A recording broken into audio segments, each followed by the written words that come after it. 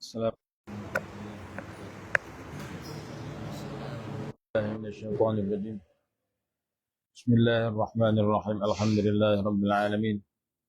Wassalatu wassalamu ala sayyidina Muhammad wa ala alihi wa sahbihi wa barik wasallam, amma ba'd. Alhamdulillah, pada pagi ini kita adakan kuliah subuh secara ringkas daripada Masjid Nurul Huda, Bandar Yala.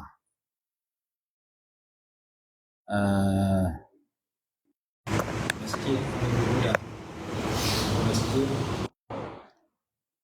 dalam bahasa Melayu maksudnya tempat sujud. Nurul Huda maksudnya cahaya petunjuk. Nama lebih kurang sama dengan pusat pengajian kita. Ma'had makna tempat ilmu, tempat mengaji. Nurul Hidayah, cahaya petunjuk. Sini Nurul Huda, sana Nurul Hidayah, cahaya petunjuk. Dan kita melihat jemaah di sini lepas sembahyang subuh, sebahagian dapat tunggu berzikir sampai sekarang. Masing-masing pegang tasbih. Walaupun tak ada kuliah subuh, mereka masih boleh duduk di tempat sujud, masih duduk di tempat sembahyang lepas sembahyang subuh. Dalam hadis kata, siapa sembahyang subuh kemudian dia duduk di tempat sujud sehingga terbit matahari lalu dia sembahyang 2 rakaat, dapat pahala haji dan umrah yang sempurna. Ini satu tawaran istimewa yang ditinggalkan oleh sebahagian masyarakat. Satu, boleh pergi sembahyang subuh berjemaah. Hadis kata, man shalla subha fi jama'atin fa huwa fi zimmatillah. Barang siapa yang sembahyang subuh secara berjemaah, dia berada dalam pemeliharaan Allah Subhanahu wa taala. Jadi Allah Taala jaga orang yang sembahyang subuh berjemaah sampai 24 jam pagi besok. Jadi tiap-tiap hari kita berazam, kalau kita tidak uzur, maka kita hadirlah sembahyang subuh berjemaah. Lepas sembahyang subuh berjemaah, kalau kita tak ada kerja, orang ada kerja mungkin dia kena bersiap nak pergi tempat kerja, khususnya kerja kerajaan dan sebagainya. Tapi kalau orang yang tak ada kerja ataupun pencen ataupun pelajar, dia boleh duduk berzikir sampai terbit matahari, dan kemudian sembahyang 2 rakaat, dapat pahala haji dan umrah. Setiap hari boleh dapat pahala haji dan umrah. Bagi mereka yang bekerja, dia terpaksa keluar pergi tempat kerja, maka kata dalam kitab Kifayatul Atqiya, dia berzikir di sepanjang jalan sampai terbit matahari, dia sembahyang 2 rakaat di tempat kerja dia, maka dia dapat pahala haji dan umrah. Jadi dua pilihan. Pilihan pertama, orang yang terpaksa keluar daripada masjid selepas sembahyang. Dan kedua, orang yang boleh duduk di masjid lepas sembahyang. Jadi masjid ni lebih kurang 20 orang. Saya duk bilang Ustaz, masih lagi kekal. Kalau ni tak sampai 20 orang dah keluar, ada seorang dua. Duduk untuk berzikir. Ini satu amalan yang perlu dicemburui oleh kita.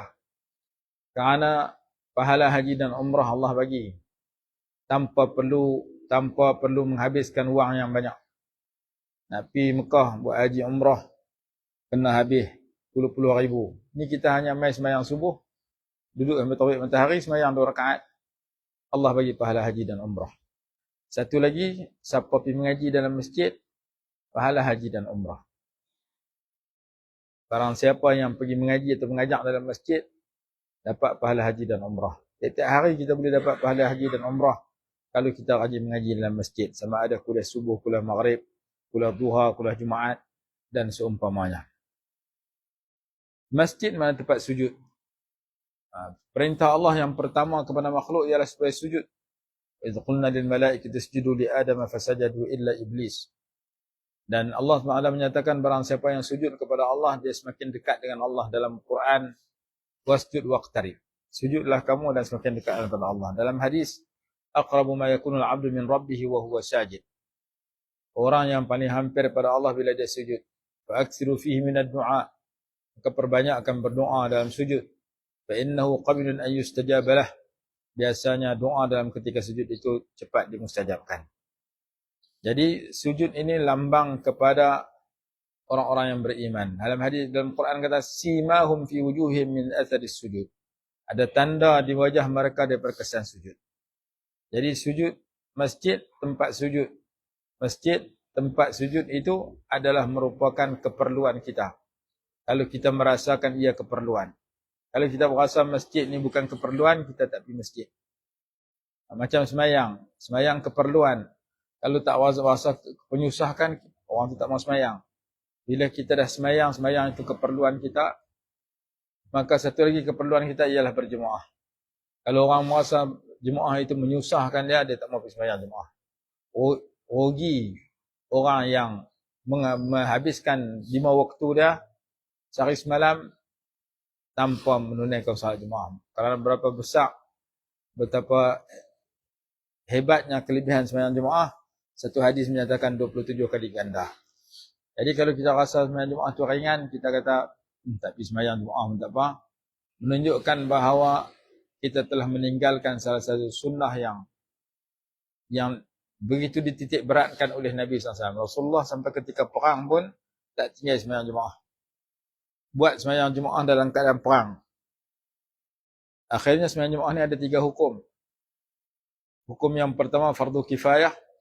Pendapat yang pertama fardu kifayah. Pendapat yang kedua sunat muakkadah. Pendapat yang ketiga fardu ain. Ada mazhab, ada pendapat menyatakan semayang jemaah itu fardu ain. Kita, mazhab Syafi'i, pendapat yang pertama fardu kifayah. Walaupun fardu kifayah, ia merupakan satu amalan yang amat penting dan berharga, maka orang yang tidak menghadapi keuzuran, jangan merasakan semayang jemaah itu perkara ringan sehingga dia meninggalkan. Lebih-lebih lagi semayang subuh, semayang isya berjemaah. Siapa semayang isya berjemaah, pahalanya seperti qiyamul lail separuh malam. Siapa semayang subuh berjemaah, pahalanya seperti qiyamul lail separuh malam lagi. Jadi kalau boleh jaga isya dengan subuh, dapat pahala qiyamul lail seluruh malam. Dan selepas kita boleh semayang subuh, kalau kita boleh berzikir hingga terbit matahari, sama ada kita duduk di masjid, seperti mana dalam hadis, sampai terbit matahari lalu kita semayang 2 rakaat, dapat pahala haji umrah, ataupun kita keluar dari masjid, kita pergi ke tempat kita kerja, maka terbit saja matahari ataupun masuk saja waktu duha, kita semayang 2 rakaat, maka kita dapat pahala haji dan umrah. Orang yang merasakan betapa berharganya semayang subuh berjemaah serta semayang jemaah 5 waktu, betapa berharganya zikir hingga terbit matahari dan semayang 2 rakaat, meyakini dan mengingati kelebihan hadis itu, maka orang itu tidak akan meninggalkan semayang subuh berjemaah dan semayang jemaah yang lain, tidak akan meninggalkan berzikir hingga terbit matahari. Kemudian disebutkan lagi bahawa apabila kita bermusafir, kita nak balik ke tempat kita. Kita musafir mai petani, mai diala, kita nak balik ke tempat kita. Kita pergi Mekah, kita nak balik tempat kita. Itulah keadaan orang yang musafir. Jadi apabila kita bermusafir, kita nak balik ke tempat kita selepas selesai bermusafir. Kehidupan di dunia ini diumpamakan seperti bermusafir. Kita akan balik ke akhirat yang kita tak boleh patah balik di dunia. Maka kita akan menuju ke akhirat yang kita perlukan bekalan. Ada satu ketika kita musafir tak patah balik dah. Kita musafir terus ke alam baqa. Maka sebelum kita sampai ke alam baqa, hendaklah kita menyiapkan bekalan siang dan malam, pagi dan petang ke alam baqa. Bekalan itu ialah dengan ilmu dan amal. Dengan kita menuntut ilmu hari-hari, pahala kita dapat. Dengan kita beramal hari-hari, pahala kita dapat. Dengan kita memilih amalan yang terbaik, alladzina yastami'una al-qawla fayattabi'una ahsanah. Orang-orang yang mendengar akan kata-kata lalu dia melakukan yang terbaik. Contoh kita bagi tadi semayang. Semayang yang terbaik semayang berjemaah. Semayang yang terbaik semayang di awal waktu. Semayang yang terbaik semayang di tempat yang paling istimewa, itu di masjid. Maka kita dengar semayang, lalu kita jadikan semayang itu satu tempat, satu ibadat yang kita lakukan ahsanah, yang terbaik. Begitu juga zikir dan seumpamanya. Jadi orang yang mengambil berat tentang yastami'un al-qaul fayattabi'una ahsanah, mereka mengikut yang terbaik, itu adalah orang yang memikirkan wawasan yang lebih jauh daripada dunia. dan memikirkan kita nak masuk kubur, nak mati dalam keadaan terbaik, maka kena cari bekalan-bekalan yang terbaik yang banyak-banyak. Antaranya ialah berilmu dan beramal. Di mana saja kita berada, berilmu dan beramal. Kita main musafir, antara perkara yang kita perlu cari ialah tempat ibadat. Alhamdulillah kita boleh sembahyang Jumaat di masjid. Yang kedua kita perlu cari ialah alim ulama untuk kita mendapat nasihat dan doa mereka. Alim ulama yang ikhlas, yang beramal, walaupun kita duduk dengan mereka tak bercakap, tak berdoa, duduk dengan mereka sudah mendatangkan manfaat. Dan alhamdulillah kita dah ziarah seorang dua. Hari ini kita akan ziarah lagi seorang dua. Kita mungkin akan ziarah kubur kalau ada masa. Ulama yang terkenal, antara yang meninggal di sini Baba Aziz. TikTok dia, Facebook, sampai kemarin tengok dia ada lagi. Di Kedah kita Baba Tok Guru Haji Bakar Omar, sampai kemarin dia ada lagi. Tok Guru yang meninggal, tapi video mereka, ucapan mereka, kelakuan mereka, kebaikan mereka sedang disiarkan siang malam hari-hari, menunjukkan betapa manfaatnya ilmu mereka. Mereka dah meninggal, tetapi pengajaran mereka masih tersebar untuk didengar dan dilihat dan ditatap dan diambil manfaat oleh masyarakat.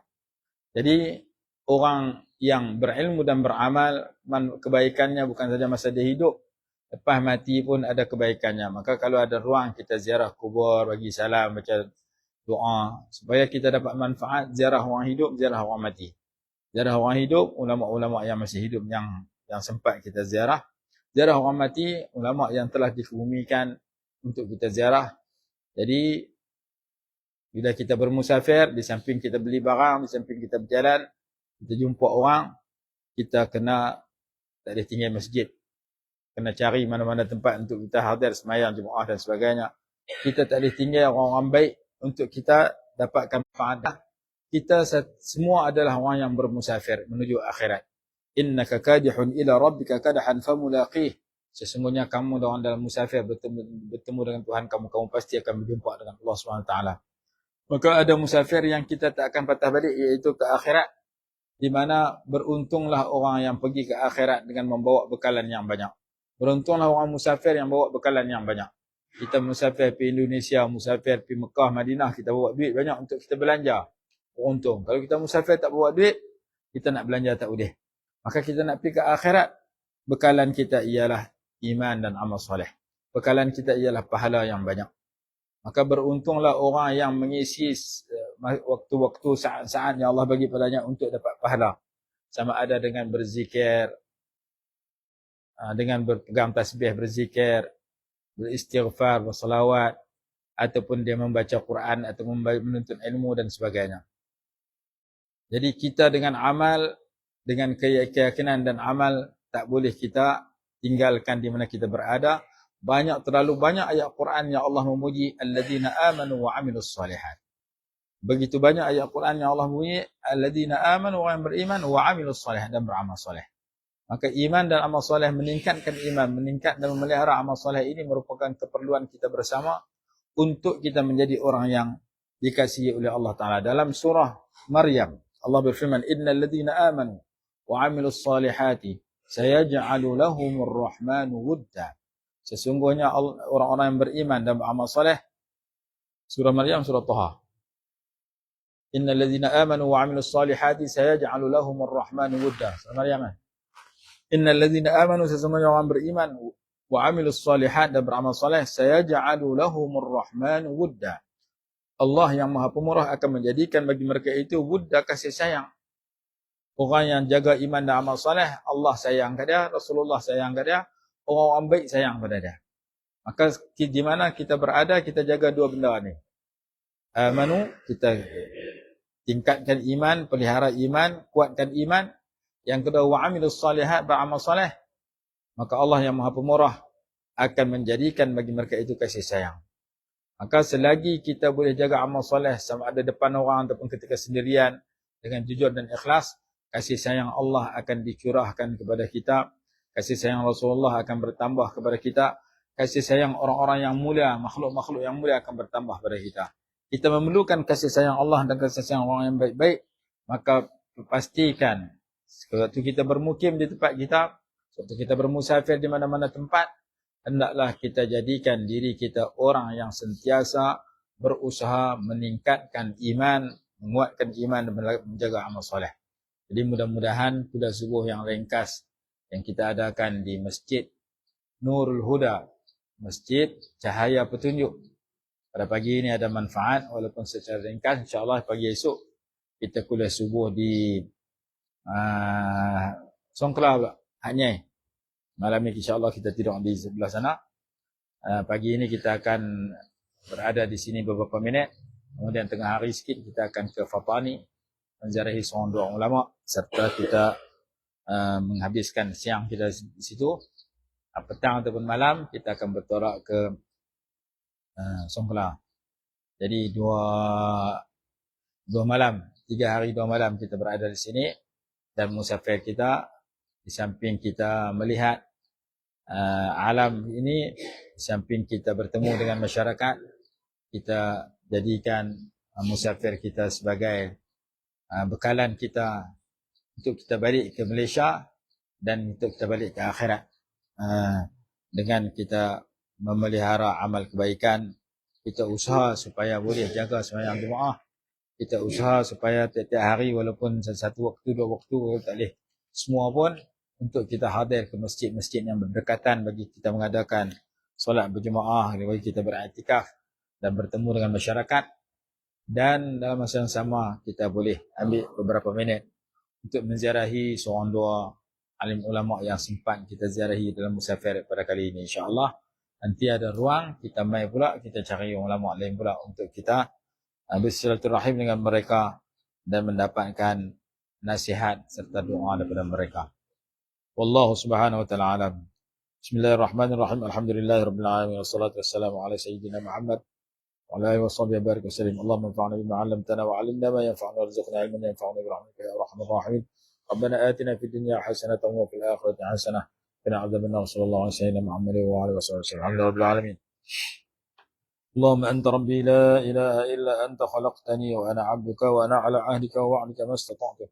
أعوذ بك من شر ما صنعت وأبوء لك بنعمتك علي وأبوء بذنبي فاغفر لي فإنه لا يغفر الذنوب إلا أنت.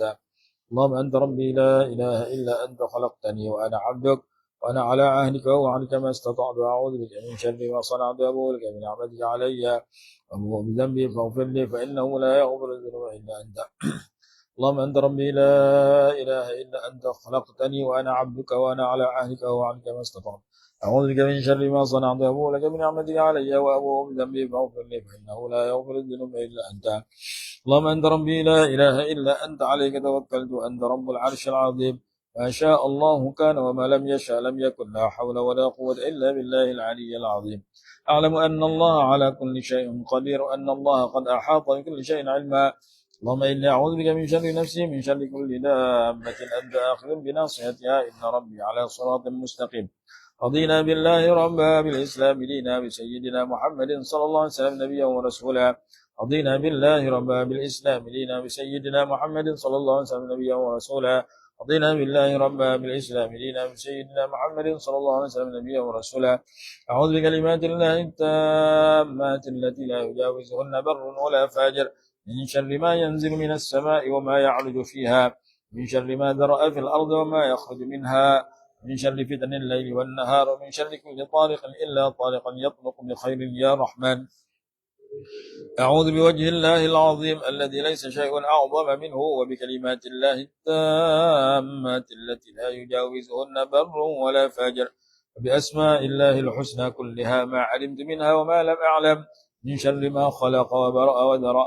اللهم ذا السلطان العظيم ذا المن القديم ذا الرحمة الكريم ولي الكلمات التامات والدعوات المستجابات، عافنا والمسلمين من أنفس الجن وأعين الإنس.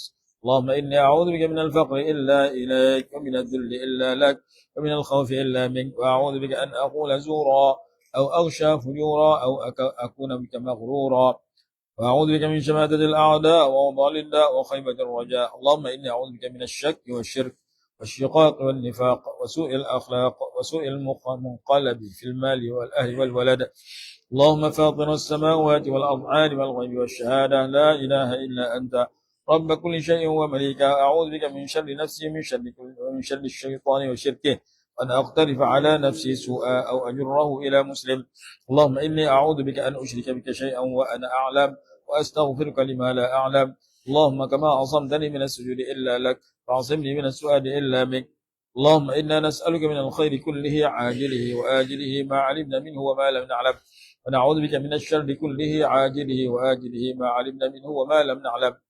اللهم إنا نسألك من خير ما سألك منه عبدك ونبيك سيدنا ومولانا محمد صلى الله عليه وسلم، ونعوذ بك من شر ما استعاذك منه عبدك ونبيك سيدنا ومولانا محمد صلى الله عليه وسلم. اللهم إنا نسألك الجنة وما يقربنا إليها من قول وعمل ونية واعتقاد، ونعوذ بك من النار وما يقرب إليها من قول وعمل ونية واعتقاد، ونسألك أن تجعل كل قضاء تقضيه لنا خيرا، أنت المستعان وعليك البلاغ، ولا حول ولا قوة إلا بالله.